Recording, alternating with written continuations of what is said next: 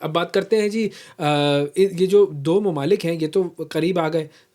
چین اور امریکہ امید ہے کہ قریب آ جائیں گے، لیکن ایک اور پیشکش بھی ہوئی ہے۔ سعودی عرب جو ہے اس کو پیشکش کی گئی ہے کہ وہ ماضی کے اختلافات کو پس پشت ڈال کر ایک نئے باب کا آغاز کرے، اور یہ پیشکش کی گئی ہے سربراہ حزب اللہ کے جو ہیں، لبنان کی جو مزاحمتی تنظیم ہے حزب اللہ، اس کے سربراہ ہیں نعیم قاسم۔ انہوں نے سعودی عرب سے کہا ہے کہ وہ حزب اللہ کے ساتھ ایک نئے باب کا آغاز کریں، پرانے اختلافات کو پس پشت ڈال دیں اور اسرائیل کے خلاف ایک متحدہ محاذ تشکیل دیں۔ اور یہ ایک بہت بڑی دعوت ہے، بڑی اہم دعوت ہے، اس کا ایک بڑا بیک گراؤنڈ بھی ہے۔ اب سعودی عرب اور جو دیگر خلیجی ریاستیں ہیں انہوں نے 2016 میں حزب اللہ کو دہشت گرد تنظیم قرار دے دیا تھا، اور حالیہ مہینوں میں سعودی عرب نے واشنگٹن اور لبنان میں حزب اللہ مخالف گروپوں کے ساتھ مل کر لبنانی حکومت پر دباؤ ڈالا تھا کہ وہ حزب اللہ کو غیر مسلح کرے۔ اور نعیم قاسم نے بیسیکلی اب ایک ٹی وی خطاب میں یہ کہا ہے کہ خطے کی جو طاقتیں ہیں انہیں حزب اللہ نہیں بلکہ اسرائیل کو مشرق وسطیٰ کے لیے سب سے بڑا خطرہ سمجھنا چاہیے، اور یہ بڑی اہم بات انہوں نے کی ہے۔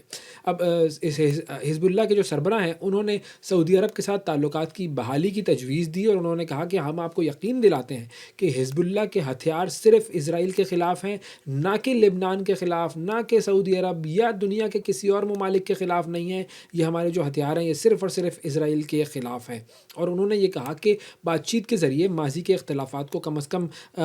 اس مرحلے پر آپ لا سکتے ہیں کہ جس میں اسرائیل کا سامنا کیا جا سکے اور اسرائیل کے جو عزائم ہیں ان کو روکا جا سکے۔ اب ان کے مطابق یہ ہے کہ حزب اللہ پر دباؤ ڈالنا بیسکلی وہ براہ راست اسرائیل کے لیے فائدہ مند ہے، اور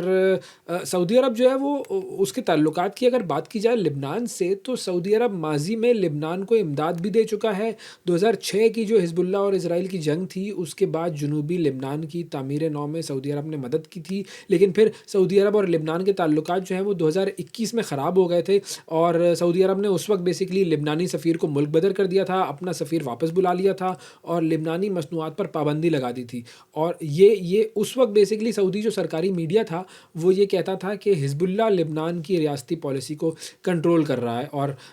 اس وقت کے جو حزب اللہ کے سیکرٹری جنرل تھے حسن نصر اللہ، انہوں نے سعودی ولی عہد جو ہیں محمد بن سلمان ان کو دہشت گرد بھی قرار دے دیا تھا۔ یمن میں سعودی کردار کو بارہا انہوں نے تنقید کا نشانہ بنایا تھا۔ تو ایک بڑا بیک گراؤنڈ ہے۔ اب دیکھتے ہیں کہ یہ دونوں ممالک قریب آتے ہیں یا نہیں قریب آتے۔ اب آپ کو لے کر چلتے ہیں جی ہانگ کانگ کی طرف، جہاں پر ایک بڑا ہی عجیب واقعہ پیش آیا ہے۔ وہاں پر ہانگ کانگ میں تعمیراتی مقام سے دوسری جنگ عظیم کا ایک بم برآمد ہوا ہے، اور اس کی وجہ سے پھر 6000 افراد کا انخلا ہوا ہے جی۔ اب یہ ایک تعمیری مقام سے یہ بم برآمد ہوا ہے جو کہ دوسری جنگ عظیم کے زمانے کا بم ہے، اور جب یہ بم ملا ہے تو اس کے بعد 6000 افراد کو ایک محفوظ مقام پر پہنچانے کا منصوبہ بنایا گیا، اور تقریباً یہ 1.5 میٹر لمبا بم ہے، 450 کلو گرام اس کا وزن ہے، اور اب بھی بظاہر یہ مکمل طور پر فعال ہے، اور اس کو جو نکارہ بنانا اور تلف کرنا یہ جو عمل ہے یہ بہت خطرناک ہے، اور اس کی وجہ سے حکام کو ہنگامی انخلا کا جو ہے وہ منصوبہ بنایا گیا۔ اور بیسکلی پولیس نے بتایا کہ کوری بے کی جو ایک جگہ ہے کوری بے، وہ علاقہ، اس کی 18 عمارتوں سے رہائشیوں کو نکالا جائے گا، اور بم کو ناکارہ بنانے میں تقریباً 12 گھنٹے لگنے کا امکان ہے، اور اس بم میں 500 پاؤنڈ بارودی مواد موجود ہے جو ظاہر ہے کسی بھی غلطی کی صورت میں بہت بڑے نقصان کا سبب بن سکتا ہے۔ اور ہانگ کانگ جو ہے وہ بیسکلی دوسری جنگ عظیم کے دوران جاپان کے حملوں کا بڑا ایک ابتدائی ہدف تھا، جہاں پر جاپانی اور اتحادی افواج جو ہیں ان کے درمیان شدید لڑائی ہوئی تھی، اور اس وجہ سے تقریباً آج 1 صدی بعد بھی جنگلوں میں اور تعمیراتی مقامات پر بم اور دیگر جو دھماکہ خیز مواد ہیں وہ برآمد ہوتے رہتے ہیں۔ مئی 2018 میں بھی ہانگ کانگ کے وان چائے ایک ضلع ہے وہاں پر، اس میں ایک بم ملا تھا، اور اس کے بعد علاقے سے تقریباً 1200 رہائشیوں کو انخلا کرنا پڑا تھا، بم کو ناکارہ بنایا گیا تھا، اور وہ عمل تقریباً 20 گھنٹے تک چلا تھا۔ تو یہ صورتحال ہے جی ہانگ کانگ کی۔ اب پروگرام میں آگے بڑھتے ہیں اور بات کرتے ہیں جی ڈونلڈ ٹرمپ کی۔ جی ڈونلڈ ٹرمپ نے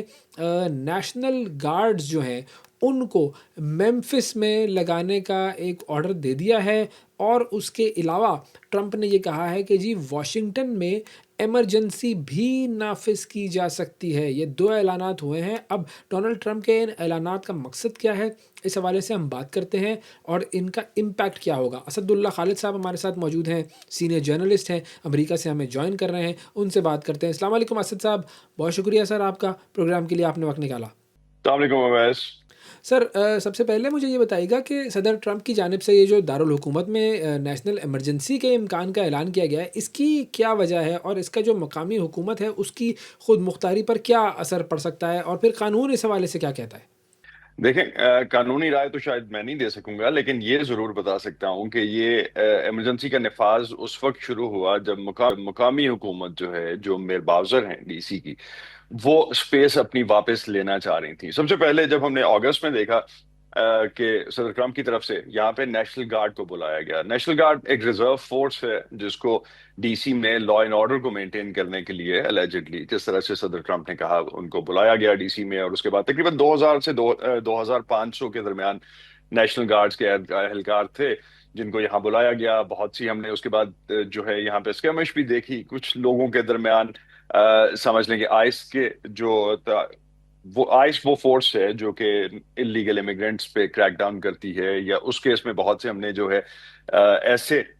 متنازع کیسز سامنے آتے ہوئے دیکھے، جس کی وجہ سے کافی یہاں پہ ایک لوکلی، اگر ڈی سی کی حد تک اگر ہم بات کرتے ہیں تو ڈی سی میں ایک خاص طور پہ بلیک امریکنز جو ہیں ان کی طرف سے کچھ ریزسٹنس شو کی گئی، کچھ حد تک بات ہوئی اس پہ۔ اب میئر باؤزر اس وقت جب میئر باؤزر جو ہیں وہ واشنگٹن ڈی سی کی یا ڈسٹرکٹ آف کولمبیا کی میئر ہیں، جو کہ مینلی جس طرح سے آپ نے مقامی حکومت کا ذکر کیا، تو مقامی حکومت جو ہے وہ انہی کے کنٹرول میں ہے اور وہی اس کو رن کرتی ہیں۔ نیشنل گارڈ پہ اتنی ریزسٹنس ہم نے نہیں دیکھی تھی۔ اس کے بعد ایک بات جس طرح سے صدر ٹرمپ کی طرف سے کوٹ بھی کیا گیا، اور پوری ایڈمنسٹریشن جو ہے وہ اس بات کے حوالے سے مسلسل اس کو پورٹرے بھی کرتی نظر آتی ہے کہ پورے شہر میں کرائم ریٹ جو ہے وہ بہت کم ہوا، یا it was almost close to zero, جس کو صدر ٹرمپ نے کہا کہ یہ ایک معجزہ ہے، it's a miracle to handle D C that way. اب اسی اس سے پہلے ابھی تک جو واشنگٹن کی یا ڈسٹرکٹ آف کولمبیا کی ڈی سی کی جو پولیس ہے، میٹروپولیٹن پولیس جو ہے، وہ ڈائریکٹلی اس کے انڈر ہے، فیڈرل گورنمنٹ کے انڈر ہے اس وقت، یا فیڈرل اتھارٹیز کے انڈر کام کر رہی ہے، آئس کے ساتھ بھی کوآپریٹ کر رہی ہے اور نیشنل گارڈ کے ساتھ بھی کوآپریٹ کر رہی ہے۔ جب میئر باؤزر نے یہ کہا کہ اب اس کے بعد ان کی جو کوآرڈینیشن ہے، جو ایک سرٹن ایفرٹس جو مل کے یہ لوگ کر رہے تھے، اس میں سے ڈی سی کی میٹروپولیٹن پولیس جو ہے وہ اس میں شامل نہیں ہوگی یا ان سے تعاون نہیں کرے گی، تو that's where this whole conflict starts. اور اب صدر ٹرمپ کی طرف سے کہا گیا ہے کہ وہ نیشنل ایمرجنسی لگا کے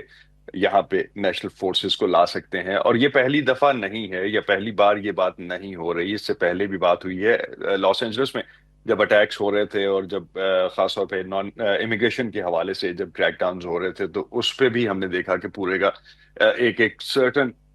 جو احتجاج ہونا شروع ہوا، جو ایجیٹیشن ہوئی اور جس طرح کے مظاہرے ہوئے، اس کو کنٹرول کرنے کے لیے صدر ٹرمپ کی طرف سے فیڈرل پولیس میں ہم فوج کو بھی کنسیڈر کر سکتے ہیں، اور اس میں نیشنل گارڈز بھی شامل ہیں، ان دونوں کو وہاں تعینات کیا گیا۔ اس میں ہنگامے بھی ہوئے، اس میں کچھ توڑ پھوڑ بھی ہوئی، اس میں کچھ نیشنل گارڈز بھی اور لوکل پولیس پہ بھی حملے ہوئے۔ تو یہ ساری چیزیں رپورٹ ہوئی اب تک،